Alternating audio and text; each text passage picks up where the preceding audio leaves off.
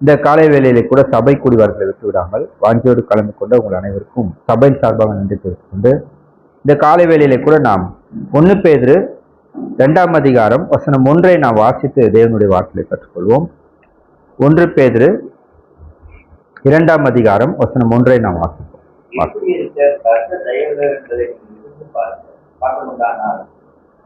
இந்த வசனமானது நமக்கு என்ன சொல்லுதுன்னா, கர்த்தர் தயவுள்ளவர் என்பதை நீங்கள் ருசி பார்த்ததுண்டானால் என்று சொல்றார். சரி, அப்போ கர்த்தர் தயவுள்ளவரா அப்படின்னு ஒரு கேள்வி கேட்டோம்னா, தயவு அப்படின் போது கிருபை இந்த வார்த்தைகளை கிரேக்க வார்த்தையிலிருந்து நம்ம அறிந்திருக்கிறோம். காரேஸ் இந்த வார்த்தையினுடைய அதாவது அர்த்தம் வேற வேறன்றாங்க. தேவனிடத்திலிருந்து வந்தா அதாவது கிருபைனும், மனுஷனிடத்துல வந்தா தயவுன்னு 2 வேறு வேறு வார்த்தைகள் சொல்றாங்க, வேற வேற அர்த்தத்தை கொடுக்குறாங்க. ஆனா அது உலகம் சொல்ற விளக்கம். ஆனா தேவனுடைய வார்த்தையில பாக்குறப்ப தயவை எப்படி ஒருத்தர் இடத்துல பெற முடியும்? அவரை பிரியப்படுத்தினால் பெற முடியும். அது போல கிருபையும் அதே அர்த்தம் தான் இருக்கிறது. அப்ப தேவன் எப்படிப்பட்டவரா இருக்கிறார் போது இங்க சொல்றார் இல்லையா, அதாவது 1 பேதுரு 2ஆம் அதிகாரம் 1வது வசனத்திலே பார்க்கிறோம், கர்த்தர் தயவுள்ளவர் என்பதை நீங்கள் ருசி பார்த்ததுனால. எப்படி நாம கர்த்தர் தயவுள்ளவர் என்பதை அறிந்து கொள்ள முடியும்? முதலாவது தயவு கிருபை இதை நாம் பெற்றுக்கொள்ளணும்னா அதற்கென்று நாம் சில கிரியைகளை செய்யணும். அதுல ஒரு சில கிரியைகளை குறித்து சொல்லும் போது யாக்கோபு 4:6 தாழ்மை உள்ளவர்களாயிருங்கள்ன்றார். இப்படி நிறைய வேத வாக்கியங்கள் நமக்கு நிறைய வழிமுறைகளை சொல்லுது. 1 பேதுரு 2ஆம் அதிகாரத்திலே படிச்சோம்னா 19-20 வசனங்களை படிக்கும்போது, அதாவது தேவன் மேல் பற்றுதலா இருக்கிற மனசாட்சி நிமித்தம் ஒரு பாடுபட்டு அந்த பாடுகள் சகிக்கணும், அப்பொழுது கர்த்தருடைய தயவை பெற முடியும். இன்னொரு வழியை சொல்றார். சரி, அப்ப கர்த்தர் தயவு உள்ளவர் என்பதை ருசி பார்த்திருக்கிறோமா? பாருங்க, அவருடைய தயவை குறித்து நாம் சொல்வோமானால், நாம் தேவ சாயலில் சிருஷ்டிக்கப்பட்டிருப்பதே அவருடைய தயவு. அதே போல நாம் இப்பொழுது கிறிஸ்துவுக்குள் இருப்பதும் அவருடைய தயவு. எபேசியர் 2ஆம் அதிகாரத்துக்கு நாம் செல்வோமானால், இப்போ இதெல்லாம் நம்ம ருசி பார்த்திருக்கணும், நம்ம புரிந்து கொண்டிருக்க வேண்டியது அவசியமா இருக்கிறதே பார்க்கிறோம். எபேசியர் 2ஆம் அதிகாரத்துக்கு செல்வோம். நீங்க கேட்கலாம், நான் விசுவாசத்தேனே அதனால தானே நான் ரட்சிக்கப்பட்டேன் அப்படின்னு நீங்க சொல்லலாம். விசுவாசம் வேணும் தான் இல்லீங்களா? ஆனால் 8வது வசனத்தை பாருங்க, எபேசியர் 2:8.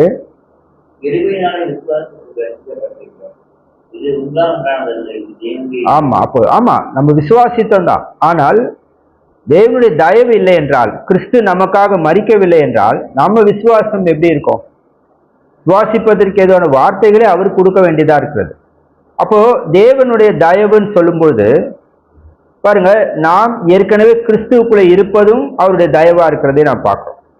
அப்போ இதெல்லாம் நம்ம ருசி பார்க்கணும். பாருங்க, வளர சொல்லி கட்டளை கொடுத்துருக்காரு. 2 பேதுரு 3ஆம் அதிகாரம் 18வது வசனத்தை வாசிக்கும் போது தேவனுடைய கிருபையில் நாம் வளர வேண்டும் என்று இங்கே சொல்றார்.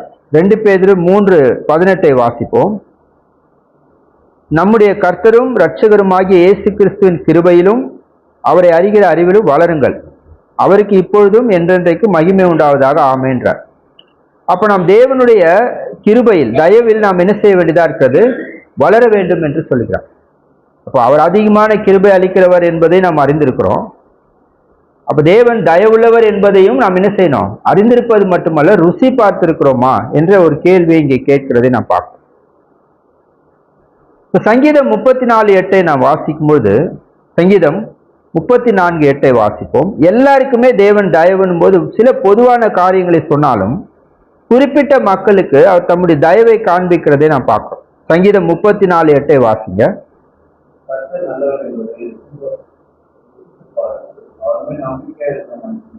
எப்படி அதை நாம் ருசி பார்த்திருப்பது? பாருங்க, முதலாவது நாம் நம்மை பத்தியே அக்கறையா இருப்போமானால் என்ன செய்வோம்? எனக்கு இது நடக்கல, எனக்கு அது நடக்கல, நான் இதை செய்யல, தேவன் எனக்கு அதை செய்யல, நம்ம அதே தான் சொல்லிட்டு இருப்போம். ஆனால் தேவன் எனக்கு என்ன செய்திருக்கிறார்? பாஸ்ட் டென்ஸ் பாருங்க. அப்போ நம்ம இப்பொழுது சுவாசித்துக் கொண்டிருக்கிறோம் என்றால், அப்போஸ்தலர் 17ஆம் அதிகாரத்தில் அந்த சுவாசத்தை அவர் தான் தருகிறார். ஒரு நாள் பிறப்பதை கூட நம்ம அறிய மாட்டோம். அப்ப நம்ம இந்த நாளில் இப்பொழுது ஜீவனோடு அமர்ந்திருக்கிறோம்னா அது தேவனுடைய தயவு தான். அதே போல நாளைக்கு உயிரோடு இருந்தாலும் யாக்கோபு 4 நம்ம பிளான் பண்ணலாம், நாளைக்கு நான் அதை செய்வேன், வேலைக்கு போவேன், இதை செய்வேன் என்று சொல்லலாம். ஆனால் நாளைக்கு நடப்பது உங்களுக்கு தெரியாது என்றார். நம்முடைய ஜீவன் எப்படி இருக்கா? புகைக்கு ஒப்பாக இருக்கிறது என்றார், புல்லுக்கு ஒப்பாக இருக்கிறது என்று சொல்கிறார். இப்படி இதெல்லாம் பார்க்கிறப்போ சீக்கிரத்தில் அழிந்து போகக்கூடிய காரியங்கள். அப்படிதான் நம்முடைய ஜீவன் இருக்கிறதை பார்க்கும். அப்ப நம்மை பற்றி நாம் சிந்திக்கும் பொழுது தேவன் நமக்கு செய்த நன்மைகளை சிந்தித்து பார்ப்போமானால் அப்ப என்ன செய்வோம்? கர்த்தர் நல்லவர் என்பதை ருசி பாருங்கள், அவர் மேல் நம்பிக்கையா இருக்கிற மனுஷன் பாக்கியவான் என்று சொல்லுகிறார். நீதிமொழிகள் 8:35 கூட வாசிப்போம். நீதிமொழிகள் 8ஆம் அதிகாரம் 35வது வசனம்.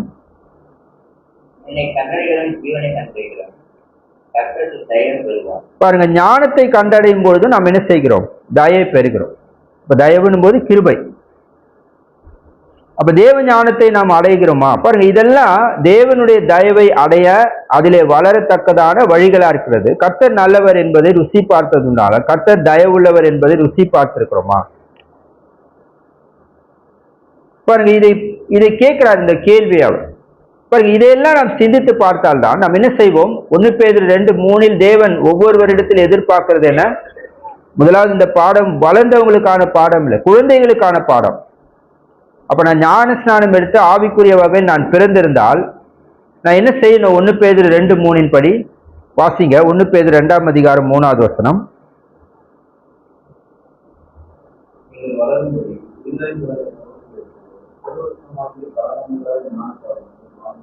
அப்ப பாருங்க, இங்க வாசிக்கும் போது நாம் திருவசனமாகிய கலங்கமில்லாத ஞானப்பாலின் மேல் வாஞ்சியாயிருங்கள் என்று சொல்ல. அப்ப கர்த்தர் தயவு உள்ளவர் என்பதை ருசி பார்ப்போமானால் அங்கே 2வது வசனத்துல எதெல்லாம் ஒழிச்சிட்டு வளர பிரயாசப்படுவோம்? சகல துர்குணத்தையும், சகலவித கபடத்தையும், வஞ்சகங்களையும், பொறாமைகளையும், சகலவித புறம் கூறுதலையும் ஒழித்து விட்டு.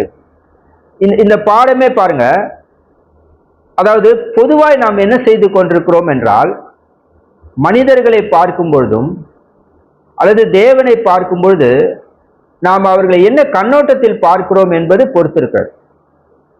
அப்போ மனிதர்களை பார்க்கும் பொழுது கூட நாம் என்ன செய்கிறோம் என்றால், முதலில் அவர்களுடைய தவறுகளை நம்ம பார்க்கிறோம், இது செய்யலையே அது செய்யலையே. அதே போலதான் தேவனையும் நம்ம அணுகிறோம், அதே அணுகுமுறையில. எனக்கு இதை செய்யல அவரு, எனக்கு அதை செய்யலன்னு நம்ம சொல்றோம். ஆனால் வேத வாக்கியத்திலே பார்க்கும்போது யாருடைய கண்களில் உள்ள முதலில் உத்திரத்தை எடுக்கணும்னு சொல்றாரு? அப்புறம்தான் சகோதரன் கண்ணில் இருக்க துரும்ப எடுக்க வகை பார்ப்பாயாக அப்படின்னு சொல்லும்பொழுது, அப்ப இந்த கண்ணோட்டத்திலேயே நாம் தேவனையும் அணுகும் பொழுது என்ன ஆகும்? 1 பேதுரு 2:3 படி நாம் வளருவோம். அப்படி வளர்வதற்கு முதலில் என்ன செய்வோம்? கர்த்தர் தயவு உள்ளவர், எனக்கு என்ன செய்திருக்கிறார் என்பதை நாம் நோக்கி பார்ப்போம். அப்புறம் நம்ம என்ன நோக்கி பார்ப்போம்? நம்முடைய துர்குணம், இங்க சொல்றாரு இல்லைங்களா, சகலவித துர்குணம், சகலவித கபடம், வஞ்சகம், பொறாமை, சகலவித புறக்குள் ஒழித்து விட்டு வளருவோம் என்பதை பார்ப்போம். அப்போ முதலில் நம்முடைய ஆவிக்குரிய இருதயத்தை பார்த்து அதை சரி செய்யும்படியாகவும் அதிலிருந்து வளரும்படியாக நாம் பிரயாசப்படுவோம் என்பதை பார்ப்போம். அப்ப இதெல்லாம் செய்வதற்கு நாம் கர்த்தர் தயவுள்ளவர் என்பதை நாம் ருசி பார்க்க வேண்டியது அவசியமா இருக்கிறதை பார்ப்போம். அப்ப எகிப்திலிருந்து புறப்பட்ட இஸ்ரவேலரை குறித்து பார்க்கும்போது பாருங்க, யாத்திராகமம் 9ஆம் அதிகாரத்துக்கு நாம் வருவோம். யாத்திராகமம் 9ஆம் அதிகாரம் 4 முதல் 7 வசனங்களை வாசிங்க.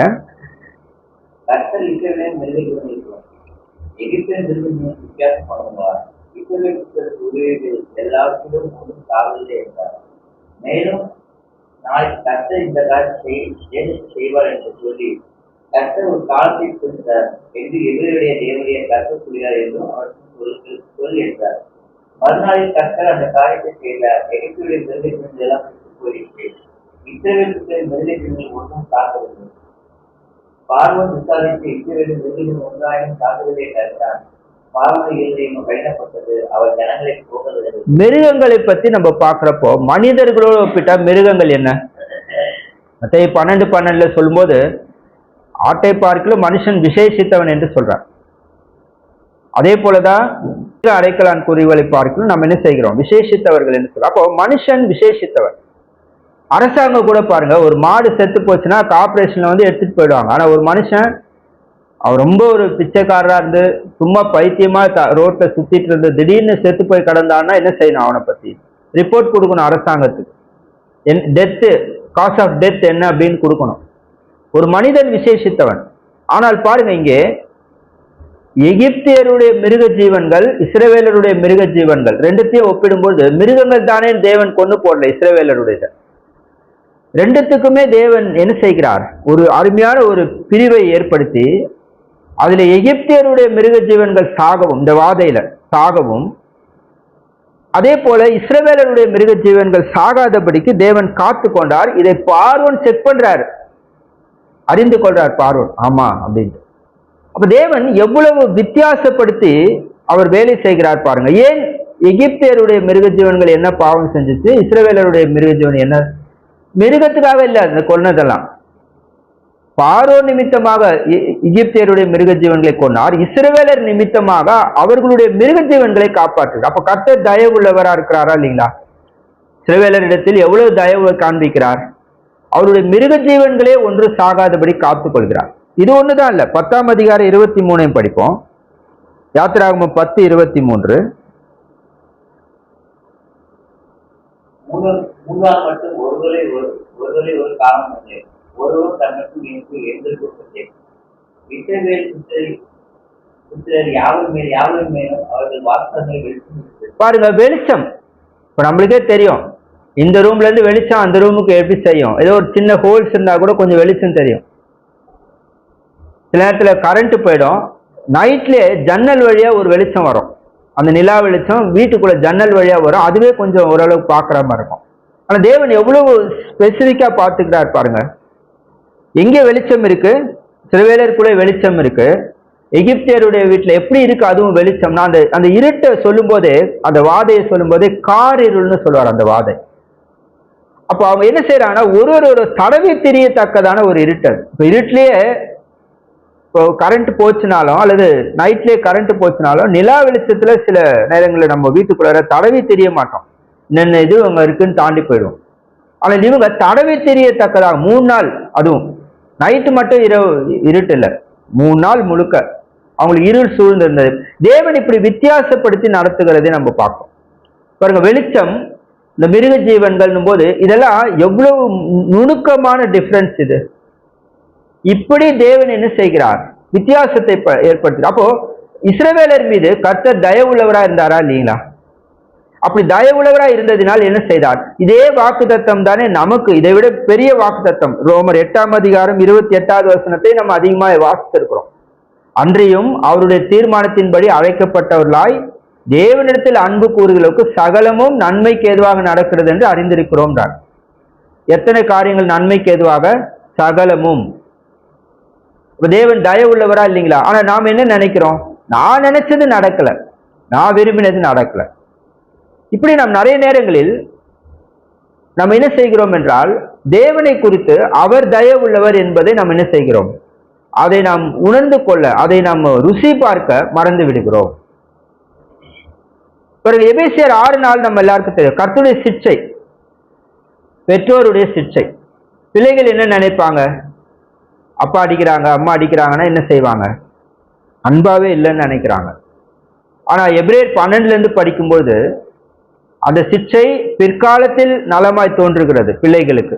அப்பா அன்னைக்கு அடிக்கலைன்னா படிச்சிருக்க மாட்டேன், அப்பா அன்னைக்கு திட்டலன்னா சரியா, அம்மா என்னை இவ்வளவு ஸ்ட்ரிக்டா இருந்ததுனால நான் இப்போ நல்லா இருக்கிறேன். அப்ப பிற்காலத்தில் நலமாய் தோன்றுகிறது. அது போல பிதாவுடைய சிட்சை தற்காலத்தில் இன்பமாய் காண்றதில்லை. அதனால நாம் என்ன செய்கிறோம்? நிறைய நேரங்களில் கர்த்தர் தயவா இல்லை அப்படின்னு நாம நினைக்கிறோம். பாருங்க, சிட்சைனாலே எது? அது ஏசாயா 1ஆம் அதிகாரத்தை நம்ம படிப்போம். அப்ப ஏசாயா 1ஆம் அதிகாரத்திலே பிரச்சனை என்ன? இஸ்ரவேலர் அவங்களும் இதே பிரச்சனை தான். கர்த்தரை குறித்து அவங்க சிந்திச்சே பார்க்கல, தயவுள்ளவர்னு பார்க்கறது இல்லை. அவங்க பாவம் செய்வாங்க, பாவத்தை விரும்பி விரும்பி செய்வாங்க, யாரும் எதுவும் கேட்கக்கூடாது, யாரும் எதுவும் என்ன செய்யக்கூடாது, அதுக்கு ரியாக்ட் பண்ணக்கூடாது. தீர்க்கதரிசிகள் வந்தா அவங்கள புறக்கணிப்பாங்க. அப்ப தேவன் அவர்களை சிட்சித்தாலும் அதை என்ன செய்யல அவங்க பாருங்க. அப்படி இருப்பது எப்படி இருக்கும்? ஆனால் கர்த்தர் தயவுள்ளவர் என்பதை ருசி பார்ப்போமானால் சிட்சை என்னுடைய நன்மைக்கானது. அது எல்லாருக்கும் புரியாதுன்னு சொல்றாரு தான். அப்ப ஏசாயா 1ஆம் அதிகாரத்துக்கு நான் வரும்போது இஸ்ரவேலரை குறித்து நான் பார்க்கிறோம். அப்ப இஸ்ரவேலரை குறித்து பார்க்கும்போது இது குறிப்பாக ஏசாயா 1ஆம் அதிகாரம் 1ல இருந்து படிச்சோம்னா உசியா, யோதாம், ஆகாஸ், எசேக்கியா ராஜா, இந்த 4 ராஜாக்களுடைய நாட்கள் எழுதப்பட்டது.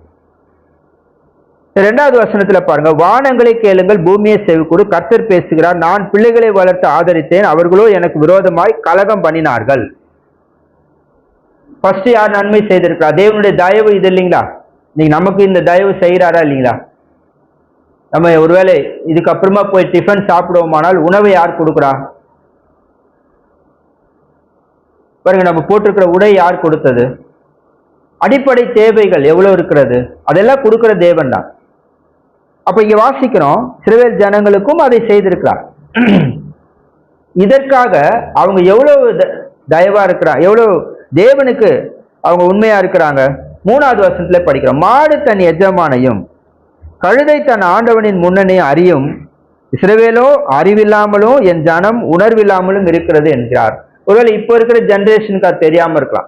முன்னாடி இருந்தவங்களுக்கு தெரியும். எப்படின்னா, மாட்டு வண்டியில மாட்டை பூட்டிட்டாருன்னா, அதாவது எங்கேயோ வெளியில போயிருக்கிறார், அவர் பூட்டிட்டாருன்னா அது என்ன செய்யும்? கரெக்டா அந்த தோப்புல இருந்து ஸ்ட்ரைட்டா அது வீட்டுக்கு வந்துடும். அவரு அந்த வண்டி ஓட்டுறவரு தூங்கின்னு வருவாரு. அது கரெக்டா வந்து என்ன செய்யும்? அந்த வீட்டுக்குள்ள கரெக்டா வந்து நின்றோம். அப்போ மாடுக்கு என்ன தெரியுதுன்னா, அதோட எஜமானுடைய வீடு எது, வழி எது, அது தெரியுது. தேவனுடைய வார்த்தை நமக்கு என்ன செய்கிறது? அவரிடத்தில் சேரத்தக்கதான வழியை காட்டுது. எத்தனை பேர் தேவனுடைய வார்த்தையில சொல்லப்பட்டிருக்க அந்த வழியை அறிந்திருக்கிறோம்? சரி, அறிந்திருக்கிறவங்க எத்தனை பேர் அந்த வழியில நடக்கிறோம்? அதே தான் இங்கே கேள்வி. இஸ்ரவேலருக்கு அவருக்கு தேவனுடைய வார்த்தை போதிக்கப்படுது. ஆனா என்ன செய்யறாங்க அவங்க? அப்ப ஒரு மாடு ஒரு கழுதையை போல அவங்க இல்லை. எப்படி இருக்கிறாங்களா? இஸ்ரவேலோ அறிவில்லாமலும் என் ஜனம் உணர்வில்லாமலும் இருக்கிறதுன்னு சொல்றார். இப்ப கர்த்தர் நமக்கு செய்த நன்மைகளை நம்ம பார்க்கும்போது, இஸ்ரவேலருக்கு பூமிக்குரிய நன்மைகள் அநேக நன்மைகள், சில ஆவிக்குரிய நன்மைகள் இருக்குதா? ஏன்னா அவங்களுக்கும் பாவ மன்னிப்பு இருக்கு. நம்ம எபிரேயர் புஸ்தகம் படிக்கிறதுனாலே நமக்கு தெரியும். கேள்வி என்னன்னா, நமக்கு எவ்வளவு நன்மைகளை செய்திருக்கிறார்? எபிரேயர் 8:6 வாசித்தோம்னா, நமக்கு புதிய ஏற்பாட்டில் புது உடன்படிக்கை கொடுத்து, அந்த உடன்படிக்கையே எப்படிப்பட்டதா இருக்குதுன்றாரு? விசேஷித்த வாக்குத்தத்தங்களின் பெயரில் ஸ்தாபிக்கப்பட்ட விசேஷித்த உடன்படிக்கை என்று சொல்லுகிறார். விசேஷித்த வாக்குத்தத்தம், விசேஷித்த உடன்படிக்கை என்று சொல்லுகிறார். அப்போ அவங்களை விட நமக்கு எவ்வளவு அதிகமான விசேஷித்த காரியங்களை கொடுத்திருக்கிறார். கேள்வி என்னன்னா, நாம் எஜமானை பற்றி, அவருடைய வழிகளை பற்றி அறிவுள்ளவர்களாகவும் உணர்வுள்ளவர்களா இருக்கிறோமா?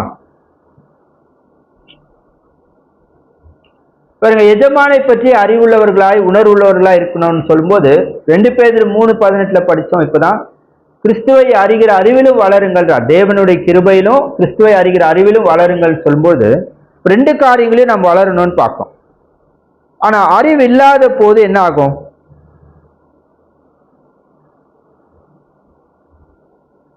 நாலுல சொல்றார், ஐயோ பாவமுள்ள ஜாதியும் அக்கிரமத்தால் பாரம் சுமந்த ஜனமும் பொல்லாதவர்களின் சந்ததியும் கேடு உண்டாக்குற புத்திரருமா இருக்கிறார்கள்.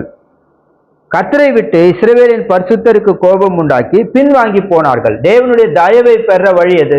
கர்த்தர் தயவுள்ளவர் என்பதை ருசி பார்த்திருந்தால் இன்னும் அதிகமாய் தயவில் வளர நாம் என்ன செய்வோம்? தாழ்மையா இருப்போம், தேவனுடைய ஞானத்தில் வளர்வோம், சத்தியத்தின் நிமித்தம் பாடுபட்டு அதை சகிப்போம், இந்த மாதிரி காரியங்களில் வளருவோம். ஆனா இவங்க அறியல, உணர்வில்லை அவங்களுக்கு. அப்படின்னா யாரை பத்தி? தேவனை பற்றியும் இல்ல, அவருடைய வழிகள் அவருடைய காரியங்களை பத்தி இல்லைன்னும் போது என்ன செய்யறாங்க? எதை நிறைஞ்சிருக்கிறாங்க பாருங்க. பாவம் செய்யறதுக்கு தடை வந்துச்சுன்னா அதுக்கெல்லாம் கூட கவலைப்படுவாங்க. கோவம் வந்தது, இவனை பேசணும்னு நினைச்சேன், பிரதர் இருந்தாரு அதனால நான் பேசல. அப்போ ஒருத்தர் பேட் வேர்ட்ஸ் பேசி திட்டுறதுன்றது பாவம் செய்யறது. அப்ப அது செய்ய முடியலையேன்னு என்ன இருக்குது? ஒரு ஸ்திரீ இச்சையோட ஒரு சகோதரர் பார்த்துட்டு இருக்கிறாரு, அவங்கள ஏதோ ஒரு சும்மா சீண்டணும், பிரதர் இருந்தாரு, என்ன செய்யறது, அப்புறம் பார்த்துக்கலாம் பாருங்க. அப்ப என்ன ஆகுது?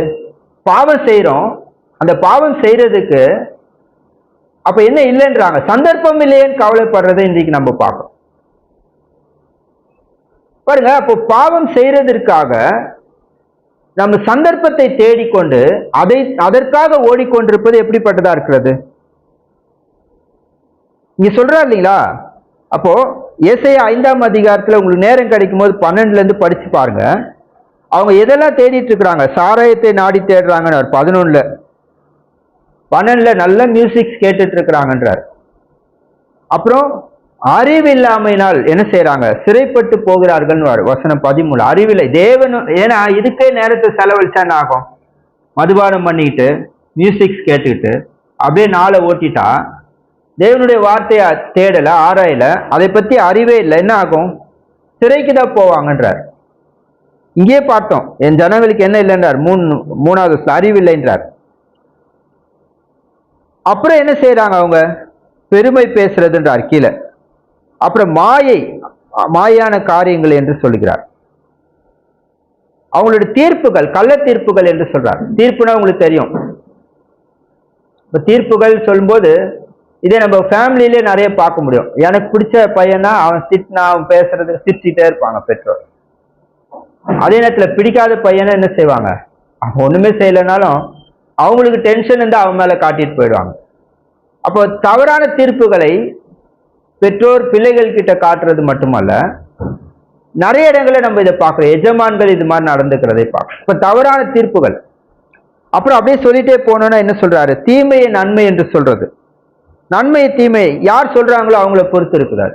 தீமையே சொன்னாலும் அவர் சொன்னா கரெக்டா இருக்கும், நன்மையே சொன்னாலும் இவனுக்கு வேற வேலையே இல்லைன்னுவாங்க. அப்போ இதெல்லாம் பார்க்கும்போது இஸ்ரவேலருடைய பாவங்கள், இந்த பாவத்திற்காக தான் கர்த்தர் பேசுகிறார். அப்போ கர்த்தர் தயவுள்ளவர். அப்போ என்ன செய்கிறார் அவர்? இந்த மாதிரி இருக்கிறப்போ இப்போ அவர்களிடத்தில் பிரச்சனை இருக்குது.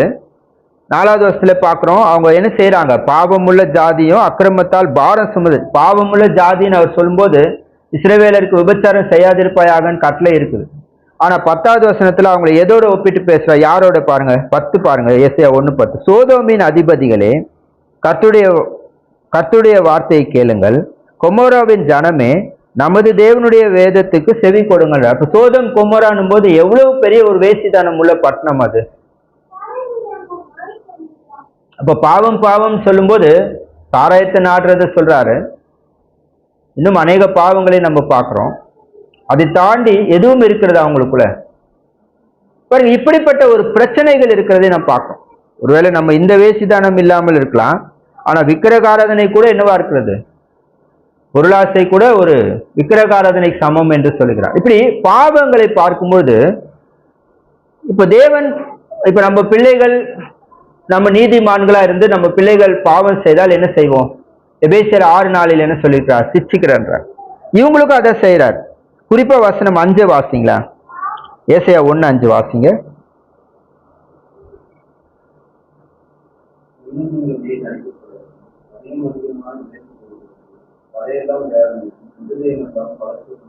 பாருங்க, 5ல பார்க்கும்போது அப்ப தேவன் அடிக்கிறது அவங்களுக்கு தெரியாமல் கூட இருக்கலாம். ஒண்ணு, தேவன் சிட்சிக்கிறார் என்பது தெரியாமல் இருக்கலாம். ஏன்னா இப்போ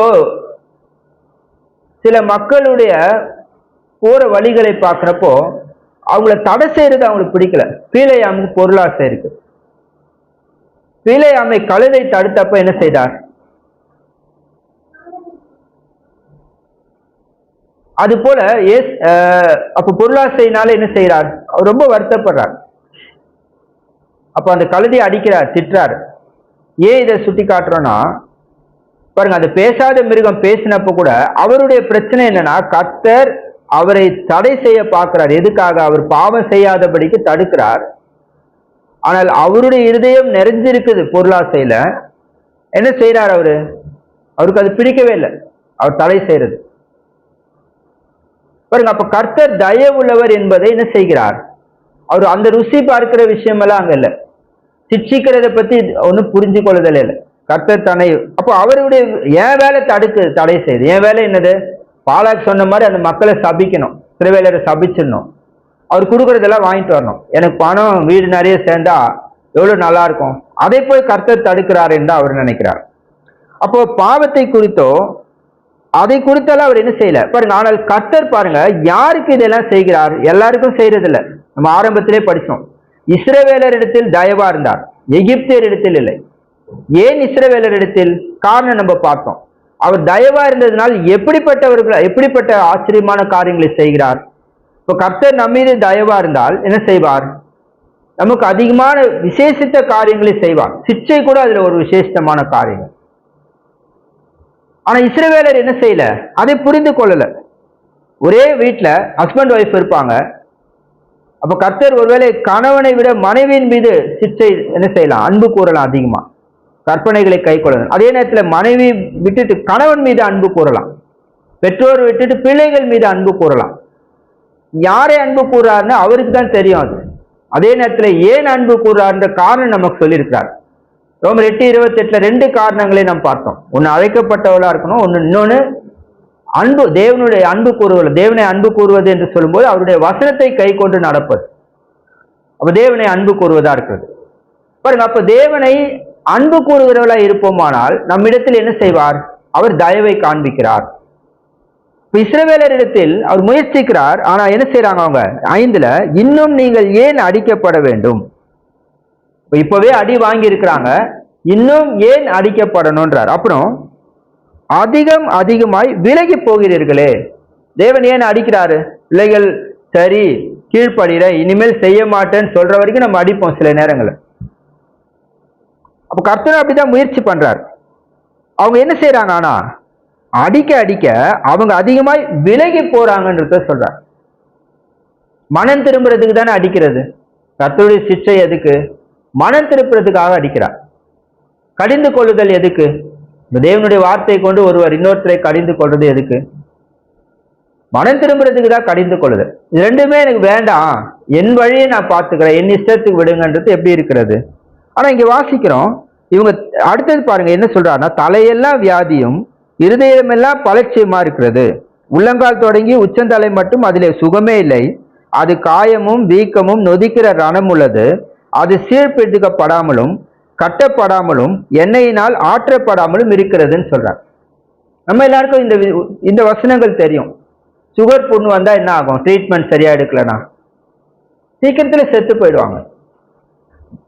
அதாவது ட்ரீட்மெண்ட்டே எடுத்தாலும் சுகர் குறையலன்னா என்ன ஆகும்? புண்ணு அதிகமாகி மரணத்துக்கு கொண்டு போய் விட்டுரும். அப்போ இது மாதிரி எத்தனை வியாதிகள் இருக்கு. கேன்சர் பத்தி நமக்கு தெரியும்.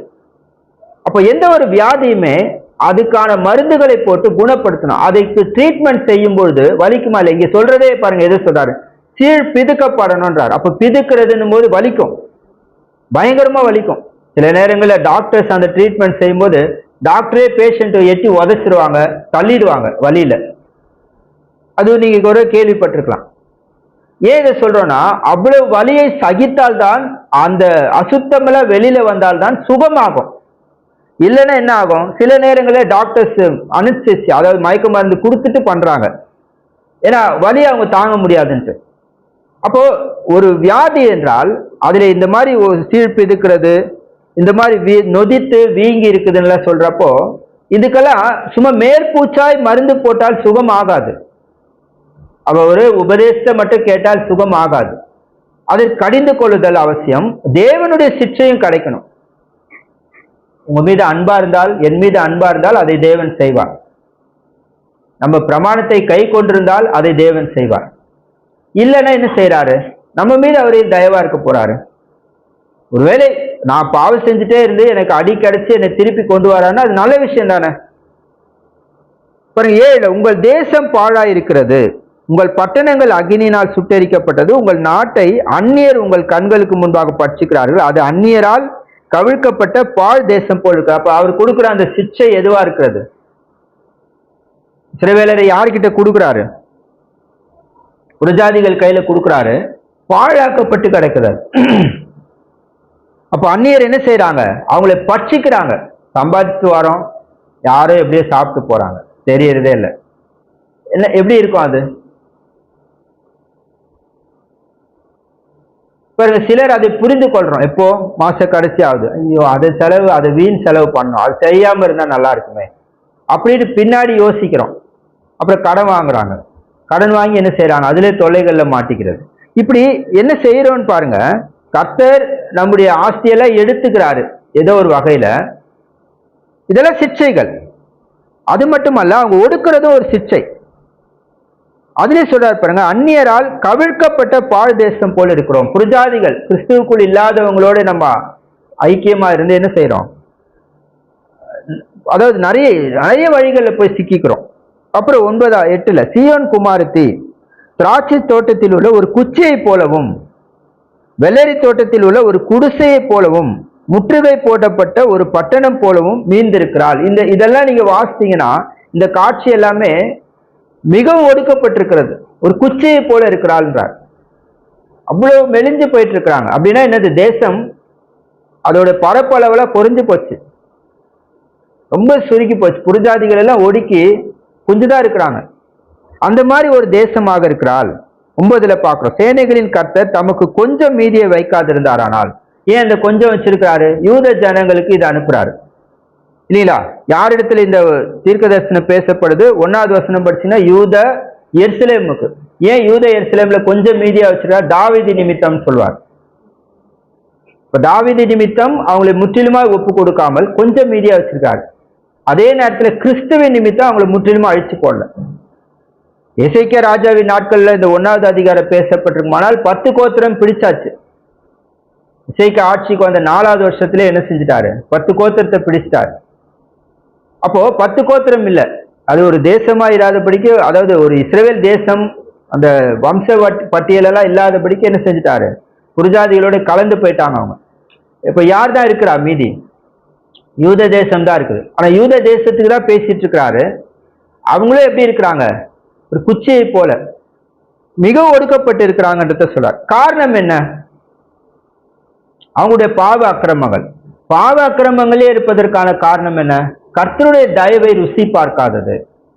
கர்த்தர் செய்த நன்மைகளை ருசி பார்க்கல. கர்த்தர் அவரை சார்ந்திருந்தால், அவரை தேடினால், அவருடைய வசனத்தை கை கொண்டால் நமக்கு என்ன செய்வார்? மிக அருமையான நன்மைகளை செய்வார் என்பதை அவங்க ருசி பார்க்கல என்று பார்க்கணும். பாருங்க, இஸ்ரவேலர் அப்போ எகிப்திலிருந்து புறப்படும் பொழுது அதுக்கு முன்னாடி கர்த்தர் அவங்களுக்கு நன்மை செய்திருந்தாலும், அவங்க புறப்பட்டு வந்த பிறகு வனாந்தரத்திலே அவர்கள் செய்த பாவங்களின் நிமித்தம் என்னாச்சு? 106ஆம் சங்கீதத்துக்கு நாம் செல்வோம். அப்போ கர்த்தர் நம்மை பாவ அக்கிரமங்களிலிருந்து விடுவித்திருக்கலாம். இப்போ நம்ம கிறிஸ்துவுக்குள்ள இருக்கலாம். வசனத்தை கை கொள்ளாமல் இருந்தால் பாருங்க, இஸ்ரவேலர் தேவன் அவர்களை மிகப்பெரிய ரட்சிப்பை அருளி செய்து, இஸ்ரவேலர் பட்சத்திலே பெரிய காரியங்களை செய்து, அதாவது எகிப்தியர்கிட்ட இருள் இருக்குது, காரிருள், இவங்க கிட்ட வெளிச்சமா இருக்குது. அவங்க மிருக ஜீவன்கள் செத்து போச்சு, இவங்க மிருக ஜீவன் சாகலாம். அவங்க தலைச்சம் பிள்ளையெல்லாம் கொண்டு போட்டாரு, இவங்களுக்கு அதெல்லாம் நடக்கல. இப்படி தேவன் அநேக விஷயங்களில் இஸ்ரவேலரை பிரித்து அருமையாய் கொண்டு வந்துட்டார். சிவந்த சமுத்திரத்தை கடந்து வந்துட்டாங்க. 1 கொரிந்தியர் 10ஆம் அதிகாரம் நமக்கு தெரியும். அது ஞானஸ்நானம் என்று கூட சொல்றார்.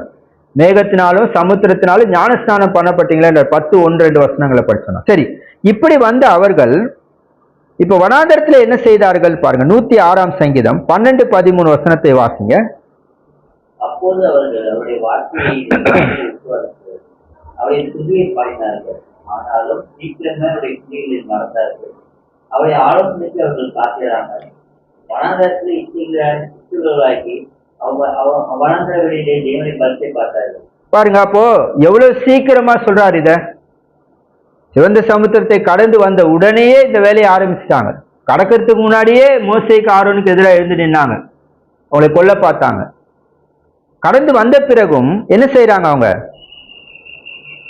பாருங்க. அப்பொழுது அவர்கள் அவருடைய வார்த்தையை விசுவாசித்து அவருடைய துதியை பாடினார்கள். எப்போ? சிவந்த சமுத்திரத்தை கடந்து வந்த பொழுது இதெல்லாம் செய்தாங்க. 13 ஆனாலும் சீக்கிரமாய் அவருடைய கிரியைகளை மறந்தார்கள், அவருடைய ஆலோசனைகளுக்கு அவர்கள் காத்திராமல். 14 வனாந்திரத்தில் இச்சை உள்ளவர்களாகி அவாந்திர வேளையிலே தேவனை பரீட்சை பார்த்தார்கள் என்று சொல்றார். அப்ப இதுதான் பிரச்சனை. கிறிஸ்துவுக்குள்ளே வந்த நாம் இச்சைகளுக்காக நம்ம என்ன செய்யறோம்? கர்த்தரிடத்தில் இதை கொடுக்கல, அதை கொடுக்கல, இதை செய்யல, அதை செய்யல, இப்படி என்னுடைய வாழ்க்கை போச்சு, அப்படி இல்லை, அப்படி இல்லை. நம்ம அதாவது இச்சைகளுக்கு ஏற்ற காரியங்கள் கிடைக்காததினால் இஸ்ரவேலுடைய பிரச்சனை என்னன்னா, அவங்களுக்கு உணவு தேவை. 1 மாசம் முடிஞ்சது, உணவு இல்லை, உணவுக்காக கேட்டிருக்கலாம். அவங்க கேட்கல, முறுமுறுத்தார்கள் படிக்கிறோம். இறைச்சி வேணும் கேட்டிருக்கலாம், கேட்கல, அவங்களுடைய இதுவே வேற மாதிரி இருந்ததை பார்க்கும். அப்ப அது போல நமக்கு தேவைகள் இருக்குமானால் நம்ம கேட்கலாம். யாக்கோபு 4:2 கேட்க சொல்றாங்க, கேட்கலன்றார். அவங்க அநேகர் கிறிஸ்தவர்கள் அநேகர் கேட்கல, அவங்களுக்குள்ளே யுத்தம் சண்டை பண்ணிட்டு இருக்கிறாங்கன்றார். கேளுங்கன்றார். அப்ப நம்ம கேட்க வேண்டியது அவசியமா இருக்கிறது. பிலிப்பியர் 4:6 கூட நமக்கு தெரியும், உங்கள் கவலைகளை எல்லாம் அவர் விசாரிக்கிறவர் ஆனபடியால் என்ன செய்யுங்க, அவர் உங்களை விசாரிக்கிறவர் ஆனபடியால் உங்கள் கவலைகள் எல்லாம் அவரிடத்தில் வைத்து விடுங்கள்னா வாக்குத்தத்தம். அப்ப நம்ம கேட்கணும், ஜெபம் பண்ணி கேட்க சொல்றாரு. ஆனா இவங்களும் கேட்கல, இச்சையினாலே என்ன செய்யறாங்க, வனாந்திரத்திலேயே தேவ தூதருடைய அப்பம் உணவு அவங்களுக்கு கிடைச்சிருக்கு. ஆனா அவங்க என்ன சொல்றாங்க, இன்னைக்கு பாருங்க, இப்ப நம்ம இப்ப பிரசங்கத்துல எத்தனை ரெஃபரன்ஸ் கொடுத்துருக்குறான், குறிப்பு எழுதினவங்களுக்கு தெரியும். ஆனா நிறைய பேர் என்ன நம்ம சொல்லுவாங்க, அந்த பிரதர் பேசினா ரொம்ப நல்லா இருக்கும். அப்படியா, அவர் எத்தனை வசனமா கொடுப்பார், 2 வசனத்தை பேசுவாரு. ஆனா 1 மணி நேரம் அவர் பிரசங்கம் பண்றதை கேட்டே இருக்கலாம். அப்போ ஒரு 2 வசனம் கொடுத்துட்டு மீதி நேரம் எல்லாம் என்ன பண்ணிட்டு இருக்கிறாரு. மன்னாவை அன்னைக்கு எப்படி அற்பமா எண்ணினார்களோ அது போல இன்றைக்கும் கிறிஸ்துவின் சபையில் உள்ள கர்த்தருடைய பிள்ளைகள் என்ன செய்யறாங்க, தேவனுடைய வசனத்தை, அது நல்லா இல்ல, அதை எதுக்கு வசனமே எதுக்கு சொல்றாங்க பிரசங்கத்துல, அவரை போல பேசினா நல்லா இருக்கும், இவரை போல பேசினா நல்லா இருக்கும் அப்படின்னு என்ன செய்யறாங்க, சொந்தமாய் மனுஷனுடைய வார்த்தைகளை பேசுறதை விரும்புறாங்க. மனுஷனுடைய வார்த்தைகளை பேசுறவங்க தான் ஓஹாஹான்னு புகழ்றதை நம்ம பார்க்கணும். சரி, அவங்க புகழட்டும், அவங்க ஏத்துக்கிட்டோம், நம்ம புகழ்ச்சிய வேண்டியது இல்லைதான். ஆனால் கேள்வி என்னன்னா, இஸ்ரவேல் ஜனங்களை விட நம்ம வித்தியாசமா இல்லை என்பதை தான் பார்க்கிறோம். அறிவில்லாமையினால் சங்காரம் ஆகிறார்கள் என்று சொல்றார். அப்ப தேவனுடைய வார்த்தையை பேசுகிற பழைய ஏற்பாட்டில் ஆசாரியனர் தான், அவன் வாயிலே தேவனுடைய வார்த்தைகளை ஜனங்கள் தேடுவார்கள். ஆனா அது மாதிரி பிரசங்கம் பண்ண வாய்ப்பு கொடுத்து புல்பிட்ல நிக்க வைக்கிறீங்க. ஆனா நான் தேவனுடைய வார்த்தையை பேசாமல் எனக்கு என்னுடைய சொந்த ஞானத்துல நான் பேசிட்டு இருக்கிறேன், உங்களுக்கு நல்லா இருக்கு கேட்கறதுக்கு. இப்ப என்ன ஆகும், இப்ப இஸ்ரவேல் ஜனங்கள் எப்படி இச்சைகளுக்கு ஏற்ற, அப்போ தேவனுடைய வார்த்தைகளை அவங்க விசுவாசிக்கல, தேவன் கொடுத்த மன்னாவை அருமையான உணவு என்று அவங்க என்ன செய்யல, தேவனுடைய தயவுக்காக அவரை நன்றி செலுத்தல. எதுக்காக அவங்க கவலைப்பட்டாங்க பாருங்க, விலை இல்லாம மீன் சாப்பிட்டோம், மச்சம் சாப்பிட்டோம், அப்புறம் வெள்ளரிக்காய், கொமட்டிக்காய், வெங்காயம், பூண்டு, இது மாதிரி எங்க மனம் போச்சுன்னாங்க. தேவதூதருடைய உணவை கர்த்தர் அவங்களுக்கு கொடுத்தார், அதை விட இதுதான் எங்களுக்கு பெருசுனா. சரி, அதே மாதிரி இறைச்சியை கொடுத்தார், 1 மாசத்துக்கு அவங்க புசித்தாங்க இறைச்சி, காடைகளை கொடுத்தார். ஏன் இப்படி எல்லாம் சொல்றோம்னா பாருங்க, அப்ப கர்த்தர் ஒரு அருமையானதை கொடுத்திருக்கிறார், இஸ்ரவேல் ஜனங்கள் அதை என்ன செய்தாங்க. அது மாதிரி நாம் இருந்தால் என்ன ஆகும். அதே போல இதே ஜனங்களை பத்தி 78ஆம் சங்கீதத்திலே நம்ம படிக்கிறோம். அதுக்கு முன்னாடி இதிலே 24, 25 வசனங்களை படிப்போம். சங்கீதம் 106 106ஆம் சங்கீதம் 24, 25 வாசிங்க.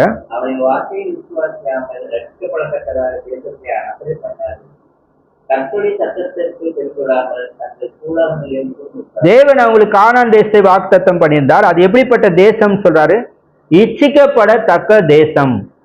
ஆனா போக முடிஞ்சதா, இல்ல.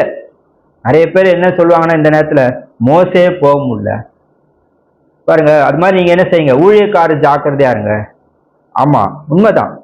கர்த்தருடைய வார்த்தையை போதிக்கிற ஒவ்வொருத்தரும் கூட நம்முடைய நாவை குறித்து மிக ஜாக்கிரதையா இருக்கணும். ஏன்னா மோசே கூட பதறி பேசினா நம்ம கீழே படிக்கிறோம். அப்போ மோசே ஜனங்களுடைய அழுத்தத்து நிமித்தமா பதறி பேசினார்னா தேவன் எக்ஸ்கியூஸ் கொடுக்கல. கானான் தேசத்தை பாப்ப பிரவேசிக்க மாட்டேன்ட்டாரு. ஆரோனும் மறிச்சிட்டாரு, மோசே மறிச்சிட்டாரு. அதுக்கு பிறகுதான் யோசுவா தலைமையில கானான் தேசத்துக்குள்ள போறாங்க.